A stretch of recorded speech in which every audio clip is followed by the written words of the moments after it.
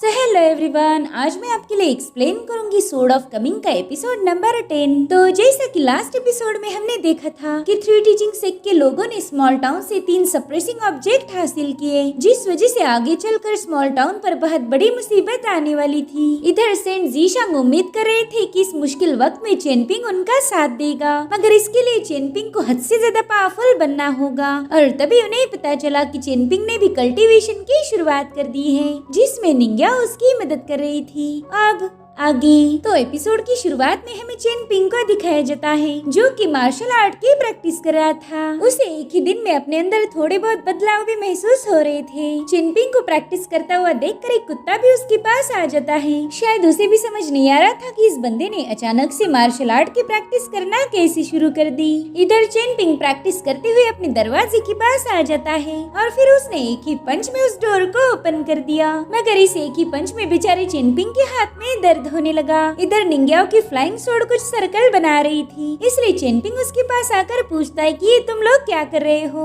जिस पर निंग्याओ कहने लगी कि बॉक्सिंग सीखने से पहले तुम्हें ये 3 चीजें सीखनी होगी, तभी जाके तुम बॉक्सिंग में अच्छा कर पाओगे, जिसमें से फर्स्ट है ज़ैंग चुआंग, दूसरी है पाइल वॉकिंग और तीसरी है सीक्रेट स्लीपिंग पाइल। अगर तुमने खासकर थर्ड टेक्निक को मास्टर कर लिया तो तुम्हारा ब्रीदिंग फ्लो काफी ज्यादा सुधर जाएगा और ब्रीदिंग फ्लो को कंट्रोल करके हम कल्टीवेशन में काफी आगे जा सकते हैं। लेकिन फिलहाल हम इसके बारे में कोई बात नहीं करेंगे। सबसे पहला तुम्हें ज़ैंग चुआंग और पाइल वॉकिंग के बारे में सीखना होगा। अगर तुमने इन दोनों को अच्छे से प्रैक्टिस कर लिया तो तुम्हारी बॉडी काफी ज्यादा स्ट्रांग बनेगी। जिसके बाद निंग्या उसे कुछ वॉकिंग स्किल्स दिखाने लगती है। उसने वहाँ पर कुछ विजन्स क्रिएट किए थे, साथ ही वहाँ पर कुछ रॉक्स के पिलर बने थे। तो निंग्या सामने पंच मारते हुए पत्थरों पर पाँव रखते हुए आगे बढ़ती है। उसके एक ही पंच में ढेर सारी पावर्स थी, जिसे देखकर तो चेनपिंग के होश ही उड़ गए और अब निंग्या बड़ी ही तेजी से स्टेप वॉकिंग करते हुए आगे बढ़ रही थी। वो जिस स्पीड से सामने गई उसी स्पीड से पीछे की स्टेप पर आ रही थी। निंग्या की जबरदस्त स्टेप वॉकिंग और पावरफुल पंचेस से वो पूरी जगह शेक होने लगी और वो अब चाहती थी कि चेनपिंग भी इसी पैटर्न को सीख ले, जो कि चेनपिंग के लिए काफी ज्यादा चैलेंजिंग होने वाला है। अब चेनपिंग प्रैक्टिस की शुरुआत तो कर ही देता है, लेकिन 1-2 स्टेप में ही वो नीचे गिर गया। अगर वो पंच करता तो स्टेप लेना भूल जाता और अगर स्टेप ले ली तो पंच करना भूल जाता और इसी वजह से वो बार बार नीचे गिर रहा था। इधर बेचारी निंग्या तो उसकी हालत देखकर ही अपना सिर पीटने लगी। उसे समझ नहीं आ रहा था कि अब वो चेनपिंग को ट्रेन कैसे करेगी। साथ ही जिगुई भी चेनपिंग पर हंसने लगी। वो कह रही थी, चेनपिंग तुम वॉकिंग सीख रहे हो या फिर ढोल बजा रहे हो? इतनी बार तो ढोल भी नहीं बजता जितनी बार तुम बज गए हो। जिसके बाद जिगुई ने कुछ अनाज के दाने नीचे फेंक दिए, जिन्हें खाने के लिए तुरंत एक मुर्गी वहाँ पर कूद गई। उसने बड़ी ही तेजी से इधर उधर जंप लगाते हुए उन सारे दानों को चट कर दिया। जिगुई कह रही थी कि जरा इस मुर्गी की चाल देखो, वो तो तुम्हारे जैसे लूजर से 1000 गुना ज्यादा अच्छी है। चेनपिंग देखता है कि ये दोनों लड़कियां उससे तंग आके वहाँ से चली गई है। इधर निंग्या अपना माथा पीटते हुए सोच रही थी कि पता नहीं मैं इस बेवकूफ को वॉकिंग कैसे सिखाऊं। वेल, जब मैंने मार्शल आर्ट की प्रैक्टिस की थी तब मुझे इतनी दिक्कतों का सामना नहीं करना पड़ा, क्योंकि मेरे पास बचपन से एक बेस्ट स्वॉर्डमैन की बॉडी थी। मगर चेनपिंग तो बेसिक में ही स्टक होता जा रहा है। ये इतनी आसान वॉकिंग टेक्निक है जिसे चेनपिंग ने अपने माँ के पेट में ही सीख लेना चाहिए था। जिसके बाद निंग्या चेनपिंग से बात करने आ जाती है। वो कहती, चेनपिंग उस दिन तुमने बताया था कि अगर किसी चीज को तुम बार बार रिपीटेशन मोड पर करो तो तुम उसमें माहिर हो जाओगे। वैसे ही मार्शल आर्ट है, अगर तुम किसी मूव को बार बार रिपीट करोगे तो तुम उसमें एक्सपर्ट हो जाओगे। तो मेरे ख्याल से तुमने इस वॉकिंग टेक्निक को भी वैसे ही सीखना चाहिए। जिस पर चेनपिंग भी अग्री हो गया, लेकिन वो यहाँ पर प्रैक्टिस नहीं करना चाहता था। वो कहने लगा कि मैं रिवर के फ्लो में जाकर इसकी प्रैक्टिस करूंगा, मेरे ख्याल से वहाँ मैं बेहतर तरीके से सीख सकता हूँ। तो निंग्या कहती, ठीक है। अब उसकी बॉडी पर जगह जगह हिट करते हुए बता रही थी। वो कहती कि तुम्हें इन्हीं मसल्स पर काम करना होगा। तो अब उससे सारे लेसन्स लेने के बाद चेनपिंग ने अपनी फिश बास्केट उठा ली और वो सीधा रिवर की तरफ रवाना हो गया। इनफैक्ट रास्ते में भी वो प्रैक्टिस करते हुए ही आगे बढ़ रहा था। इधर निंग्या सोचती कि चेनपिंग एक नंबर का बेवकूफ है। वो कभी भी बॉक्सिंग की हजारों बार प्रैक्टिस नहीं कर पाएगा, क्योंकि एक ही मूव को प्रैक्टिस करने में उसे काफी समय लग जाएगा। मेरे ख्याल से चेनपिंग ने अभी तक कैलकुलेशन नहीं की। जब वो कैलकुलेट करेगा तभी उसे पता चल जाएगा कि वो कितनी बड़ी बेवकूफी करने जा रहा है। वही दूसरी तरफ हमें स्मॉल टाउन का ब्रिज दिखाया जाता है, जहाँ पर एक कल्टीवेटर पहुंच चुकी थी। वो अपने सैनिकों को बता रही थी कि यहाँ की स्पिरिचुअल एनर्जी बहुत ही ज्यादा स्ट्रांग है, इसीलिए यहाँ पर कल्टीवेट करके मैं अपने माइंड पावर को ज्यादा स्ट्रांग बनाना चाहती हूँ। तो जब तक मैं कल्टीवेट करूंगी तुम लोगों को मुझे प्रोटेक्ट करना होगा। जिस पर वो दोनों लोग तुरंत ही अग्री हो गए। वेल इस बंदी का नाम जाओ शाह था। जिसके बाद जाओ शाह तुरंत ही कल्टीवेशन करने चली गई। तब तक चेनपिंग भी वहाँ पर पहुँच चुका था। वो तो उस बंदी को हवा में फ्लोट करता हुआ देखकर काफी ज्यादा चौंक जाता है। इधर जाओ शाह अपनी पावर का यूज करते हुए रिवर के पानी को ऊपर उठा लेती है। उसने अपने आसपास पानी का एक बबल बना लिया था और तभी जाओ शाह अपने माइंड स्पेस में पहुंच गई। जाओ शाह देखती कि उसके पास एक व्हाइट कलर का हॉर्स आ चुका है। जाओ शाह को कभी वो फ्लेम्स में तो कभी वो नॉर्मल नजर आ रहा था। जिसके बाद वो तुरंत ही उस हॉर्स के पास जाकर उसे हाथ लगाने की कोशिश करती है और उसके ऐसा करते ही वहाँ की सारी फ्लेम्स गायब हो गई। मगर उसी वक्त हम उस हॉर्स की आंखों में एक रॉक देखते हैं जो कि बड़ी तेजी से उस पर हिट हो गया था और इस स्नीक अटैक की वजह से जाओ शाह कल्टीवेशन में ही घायल हो गई। उसके सोल्जर्स देखते कि वहाँ पर कई सारे रॉक्स की बारिश हो रही है तो तुरंत एक सिपाही ने जाओ शाह को कैच कर लिया और वहीं पर दूसरा सिपाही अटैक करके पीछे भागने लगता है। मगर उस बंदे ने रॉक्स का यूज करते हुए सिपाही को पीछे पुश कर दिया। वेल इस बंदे का नाम था माओ कुजान और उसकी इस हरकत पर जाओ शाह उस पर काफी ज्यादा भड़क गई थी। वो कहती कि तुमने मुझे कल्टीवेशन करते हुए घायल किया। जिसके बाद वो अपने सिपाहियों को हुक्म देती कि जाकर इसे खत्म कर दो। तो जाओ शाह के सोल्जर ने तुरंत ही माओ कुजान पर जंप लगा दी। इधर माओ कुजान भी अपने रॉक की मदद से रिवर के पानी को उछाल देता है जिससे वहाँ पर वाटर की एक दीवार सी बन गई थी। मगर वो बंदा अपनी तलवार की मदद से उस दीवार को काटते हुए माओ कुजान के पास आ जाता है। तो अब उसे देखकर माओ कुजान ने तुरंत ही वहाँ से भागना शुरू कर दिया और वो सिपाही भी उसका पीछा कर रहा था। वही दूसरी तरफ हम चेनपिंग को देखते जो कि प्रैक्टिस करने के लिए रिवर के अंदर उतर गया था। वो देखता है कि उस रिवर में मौजूद स्नेक गॉल ब्लैडर के स्टोन काफी ज्यादा कम हो चुके हैं। पहले ऐसे ही स्टोन इस रिवर में भर भर के पाए जाते थे लेकिन अब इनकी मात्रा काफी ज्यादा कम हो गई। साथ ही चेनपिंग ने नोटिस किया कि इन स्टोन्स का कलर भी अब फीका पड़ चुका है। वही दूसरी तरफ हम माओ कुजान को देखते जो कि भागते हुए जंगल के बीचों बीच आ गया था और अब वो अचानक से एक जगह पर रुक जाता है। उसे देखकर उस सिपाही ने तुरंत ही अपनी तलवार से उस पर निशाना लगाया लेकिन माओ कुजान तो बस उसे एटीट्यूड से देख रहा था। और अब ये सीन यहीं पर कट होके में दोबारा से चेनपिंग दिखाया जाता है। वो कहता है कि अगर मैं रोज मार्शल आर्ट की 5-6 घंटे प्रैक्टिस करूं तो इस स्किल को 1 लाख बार करने के लिए मुझे 10 साल लग जाएंगे।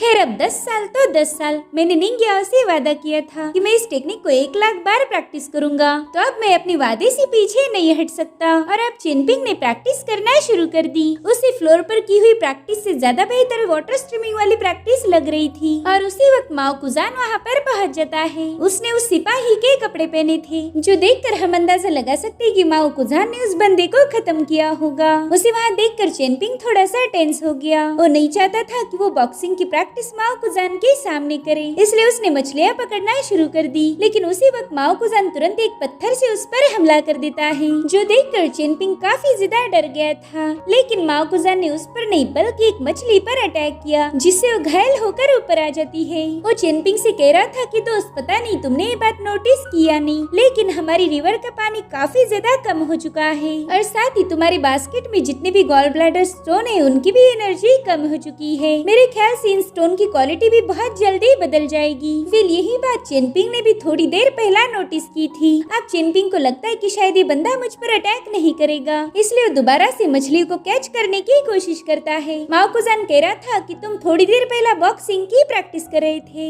लेकिन ऐसे अकेले प्रैक्टिस करके तुम कभी इम्प्रूव नहीं कर पाओगे। मेरे ख्याल से तुम्हें एक पार्टनर की जरूरत है। जिसके बाद उसने चेनपिंग पर रॉक से अटैक करना शुरू कर दिया। ये देखकर चेनपिंग उस पर काफी ज्यादा भड़क गया था। तब तक माओ कुजान ढेर सारे रॉक्स लेकर उस पर एक और हमला कर देता है जिससे चेनपिंग जंप लगाते हुए बच गया था। और अब क्या माओ कुजान भी पानी में उतर जाता है। वो लगातार चेनपिंग पर हमला करने की कोशिश कर रहा था मगर चेनपिंग भी पीछे नहीं हटता। वो माओ कुजान से फाइट बैक करने की कोशिश कर रहा था और इसी चक्कर में माओ कुजान उसे बुरी तरह से पीट देता है। उसने एक ही लात मारकर चेनपिंग को सीधा पानी से बाहर फेंक दिया था। वो कहता है चेनपिंग मुझे तो लगा था कि तुम काफी ज्यादा स्मार्ट होंगे लेकिन तुम तो मेरे जैसे ही बेवकूफ निकले। और अब वो भी सीधा पानी से बाहर आकर चेनपिंग पर हमला करना शुरू कर देता है। हालांकि चेनपिंग इस बार उसके हर एक अटैक को डॉज कर रहा था। ये देखकर माओ कुजान ने चेनपिंग को उठाकर नीचे पटक दिया और अब वो चेनपिंग पर बैठकर ही उसके मुंह पर ढेर सारे पंचेस मार रहा था। ऐसी पोजीशन में तो चेनपिंग चाहकर भी उसके अटैक को डॉज नहीं कर सकता है, इसलिए वो तुरंत ही कुछ मिट्टी उठाकर सीधा माओ कुजान की आंखों में झोंक देता है। अब जैसे ही माओ कुजान डिस्ट्रैक्ट हो गया, चेनपिंग ने उसे लात मार के सीधा ऊपर उठ गया था। भले ये मूव चेनपिंग ने खुद को बचाने के लिए यूज की, मगर इससे माओ कुजान और ज्यादा भड़क जाता है। अब वो चेनपिंग पर लगातार अटैक करने की कोशिश कर रहा था, लेकिन इस बार चेनपिंग भी उसका बराबरी से मुकाबला करता है। मगर थोड़ी देर में माओ कुजान ने चेनपिंग को ये साबित कर दिया कि ताकत के मामले में चेनपिंग उसके सामने कुछ भी नहीं। उसने चेनपिंग को ढेर सारे पंचेस हिट करके हवा में उठा लिया था और अब अगली मूव में माओ कुजान उसकी आंखें फोड़कर उसे खत्म करने वाला था, लेकिन तभी वहाँ पर एक बंदा पहुँच जाता है। उस बंदे को वहाँ देखते ही माओ कुजान का तो मूड ही खराब हो गया। वो चेनपिंग की तारीफ करते हुए कह रहा था कि भले ही तुम में कोई पावर नहीं, लेकिन तुमने अभी तक माओ कुजान को रोक के रखा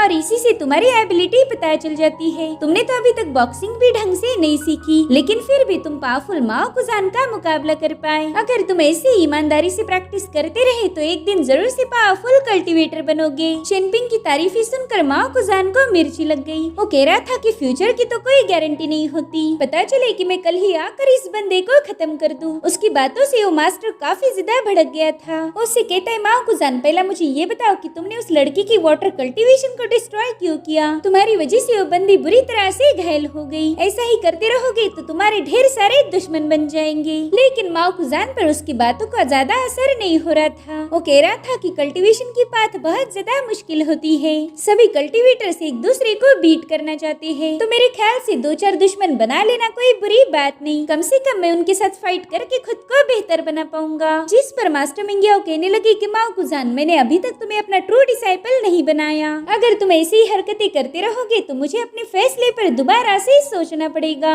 तो माओ कुजान कहने लगा, देखो तुमने अभी खुद के ही मुंह से बोला है कि तुम मेरे मास्टर नहीं हो, इसीलिए मुझे मास्टर जैसे लेक्चर देना भी बंद कर दो। और वैसे भी वो लड़की मेरे जितनी पावरफुल नहीं थी। मैं वहाँ से गुजर रहा था और वो मेरे रास्ते में आ गई, इसलिए उसे रास्ते से हटाना पड़ा। मास्टर मिंग तो उसकी बातों से काफी ज्यादा परेशान हो गए। वो कह रहे थे कि तुमने अपने एटीट्यूड को थोड़ा सा कंट्रोल करना चाहिए, वरना आगे चलकर तुम कोई ऐसा दुश्मन बनाओगे जो तुमसे 1000 गुना ज्यादा पावरफुल हो और फिर वो तुम पर कोई रहम नहीं दिखाएगा। या फिर कहीं ऐसा ना हो जाए कि तुम मेरे साथ ही दुश्मनी मोल लो। मैं तो एक ही पंच में तुम्हारी इमॉर्टैलिटी ब्रिज को तोड़ सकता हूँ। उस मास्टर की बातें सुनकर चेनपिंग काफी ज्यादा घबरा गया था, क्योंकि उसे पता है इमॉर्टैलिटी ब्रिज टूटने के बाद क्या होता है। हालांकि माओ कुजान पर इसका कोई असर नहीं होता। वो कह रहा था कि जो भी मेरी तकदीर में है मैं उसे एक्सेप्ट करूंगा। ये सुनकर मास्टर मिंग ने तुरंत ही अपनी तलवार बाहर निकाल ली। वो अपनी सोड ऑरा को रिलीज करते हुए कह रहे थे कि चाहे तुम कितने भी पावरफुल क्यों न बन जाओ, मेरे सोड की एक ही मुफ्त तुम्हारे लिए काफी हो जाएगी। मगर फिर भी मैं तुम्हारे साथ ऐसा नहीं करूंगा, क्योंकि कल्टीवेशन के साथ साथ मैंने खुद को कंट्रोल करना भी सीख लिया था। हम कल्टीवेटर किसी को भी एक ही सेकंड में निपटा सकते हैं, लेकिन उस किलिंग इंटेंट को काबू में रखना ही हमारी बहादुरी को दर्शाता है। एक सच्चा वॉरियर कभी किसी कमजोर पर अत्याचार नहीं करता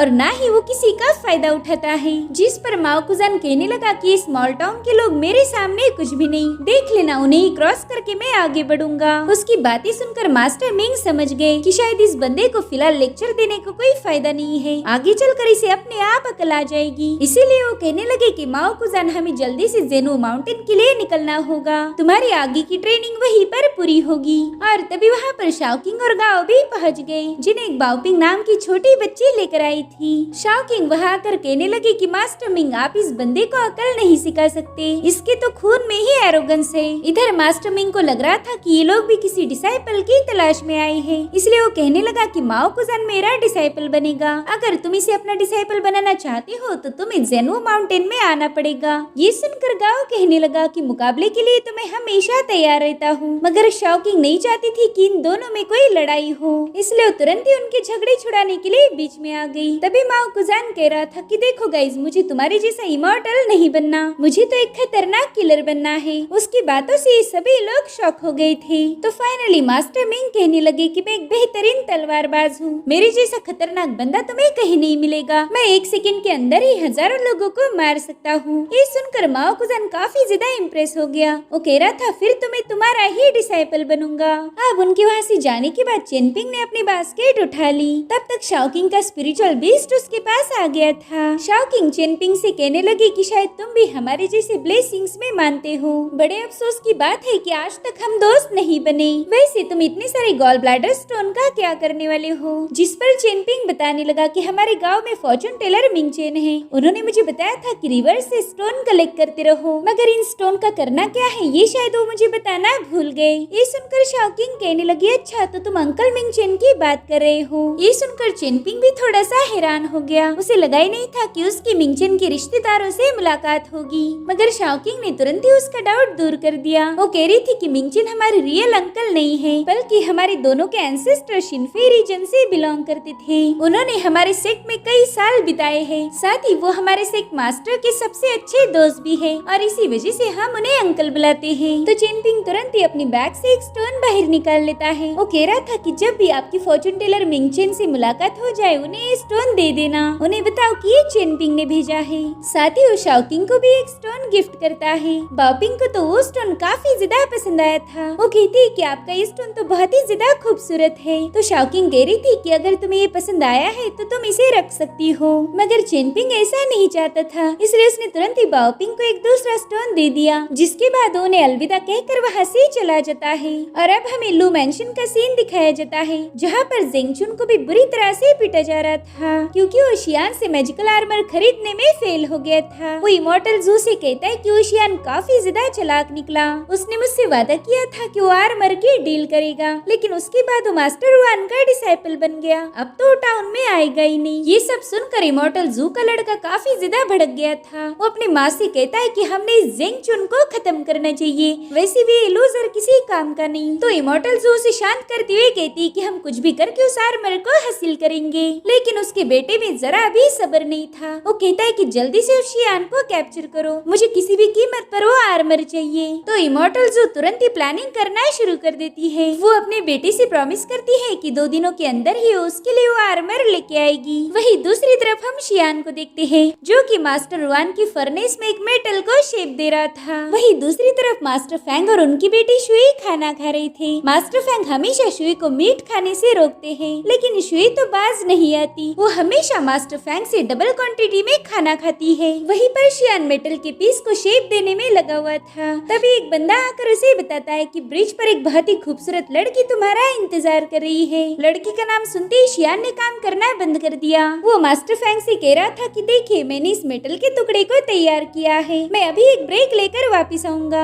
इधर शुई अपने फादर से कह रही थी कि देखिए, आपका डिसाइपल भाग रहा है, मुझे नहीं लगता कि अब वो आपके पास वापस आएगा, मगर फिर भी आपने उसे नहीं रोका। जिस पर मास्टर वन कहने लगे कि हाँ, मैं हर एक चीज को रोक नहीं सकता, ना ही मैं तुम्हें ढेर सारा खाना खाने से कंट्रोल कर सकता हूँ, और ना ही मैं शियान को लड़कियों के पीछे भागने से रोक सकता हूँ। ये सुनकर शुई ने तुरंत ही एक और मीट का टुकड़ा उठा लिया, जिसके बाद उन्होंने तुरंत ही शियान की सोड पीस को समन कर लिया। वो कहती देखो, शियान जिससे मिलने यहाँ से भागा है वो लड़की है पावरफुल, और वही शियान इस सोड के जैसा कमजोर है। जैसे कि इस सोड के टुकड़े को टेम्परिंग की जरूरत है, वैसे ही शियान को भी प्रैक्टिस की जरूरत है, लेकिन उस बंदे में बिल्कुल भी सब्र नहीं, और शायद इसी वजह से वो आगे चल के एक ही ब्लो में डिस्ट्रॉय हो जाएगा। और फिर उन्होंने एक ही झटके में शियान ने बनाई हुई सोड के भी टुकड़े टुकड़े कर दिए। इधर चेनपिंग अपने घर वापिस आ गया था, लेकिन वो देखता है कि सेंट जिशांग उसका इंतजार कर रहे थे, इसलिए चेनपिंग तुरंत ही जाकर उन्हें ग्रीट करता है। अब सेंट जिशांग तुरंत ही उसे 2 जेड सील देने लगते हैं, लेकिन चेनपिंग उन जेड सील को एक्सेप्ट नहीं कर रहा था। तो सेंट जिशांग उसे समझाने लगी कि देखो, मैं ये तुम्हें फ्री में नहीं दे रहा हूँ, आगे चलकर हमारे क्लिफ पर खतरा आएगा, तो उस वक्त मैं चाहता हूँ कि तुम मेरी मदद करो। इसीलिए चेनपिंग ने तुरंत ही वो जेड सील एक्सेप्ट कर लिए, मगर हाँ, हमेशा मदद उतनी ही करो जितनी की जरूरत हो। एक जेंटलमैन भले ही दूसरों की मदद करता हो, लेकिन वो दूसरों को बचाने के चक्कर में अपनी जान नहीं देता। जिस पर चेनपिंग कहने लगा, हाँ मास्टर, मैं आपकी बातों को याद रखूंगा। जिसके बाद ये दोनों भी एक दूसरे को ग्रीट करते हैं। सेंट जिशांग ने तो इतनी रिस्पेक्ट आज तक किसी को नहीं दी थी। अब वो हंसी जाती हुई चेनपिंग से कहने लगे कि अगर आगे चलकर तुम मेरी एकेडमी को बचा नहीं पाए तो तुम उसका शौक मना सकते हो, लेकिन तुम उसके लिए खुद गिल्टी फील नहीं करोगे, क्योंकि जो भी होगा उसमें तुम्हारी कोई गलती नहीं। वही दूसरी तरफ हम शियान को देखते हैं, जो कि बड़ा ही खुश होकर ब्रिज की तरफ जा रहा था। वो कहता है, मुझे तो यकीन नहीं हो रहा कि एक खूबसूरत लड़की ब्रिज पर मेरा इंतजार कर रही है। मेरे ख्याल से वो जरूर से जिगुई होगी, शायद उसने मेरे प्यार को एक्सेप्ट कर लिया। अब तो आगे चलकर हम दोनों साथ रहेंगे। लेकिन जैसे वो ब्रिज पर पहुंचा, वहाँ पर जिकोई नहीं बल्कि इमॉर्टल जू थी। इमॉर्टल जू को अपने सामने देखकर शियान काफी ज्यादा चौंक गया। अब वो वहाँ से वापिस जाने ही वाला था, लेकिन इमॉर्टल जू के बंदे ने उस पर अपनी तलवार तान दी। इसलिए शियान क्लियरली इमॉर्टल जू से कह देता है कि मैं अपना पुश्तैनी ट्रेजर नहीं बेचूंगा, चाहे तुम कितनी भी कोशिश क्यों न कर लो। जिस पर इमॉर्टल जू कहने लगे कि इतनी जल्दबाजी अच्छी नहीं होती, पहला तो तुम्हें मेरा ऑफर सुनना पड़ेगा और फिर उसके बाद तुम डिसाइड कर सकते हो। जिस पर शियान कहता है कि हाँ, आप कोशिश तो कर सकती हो, लेकिन मैंने अपना मन बना लिया है। तो इमॉर्टल जू उसके एकदम करीब जाकर बताती है कि अगर तुमने वो ट्रेजर नहीं बेचा तो मैं तुम्हारे दोस्त चेनपिंग को खत्म करूंगी। चेनपिंग का नाम सुनते ही शियान काफी ज्यादा घबरा गया था। जिसके बाद इमॉर्टल जू दांत निकालते हुए वहाँ से चली गई। शियान उसे रोकने की कोशिश करता है, लेकिन वो ब्रिज को क्रॉस नहीं कर सकता, क्योंकि इसके लिए मास्टर वान ने उसे साफ साफ इनकार कर दिया था। अगर उसने ब्रिज क्रॉस किया तो उसकी टांगे टूट जाएगी। शियान तो अपने दोस्त चेनपिंग के लिए काफी ज्यादा परेशान हो गया। उसे कुछ भी समझ नहीं आ रहा था कि वो चेनपिंग की मदद कैसे करेगा। साथ ही वो इमॉर्टल जू पर भी काफी ज्यादा भड़क गया था। और इसी के साथ एपिसोड यहीं पर एंड हो जाता है। Thank you so much for watching. Bye bye, take care.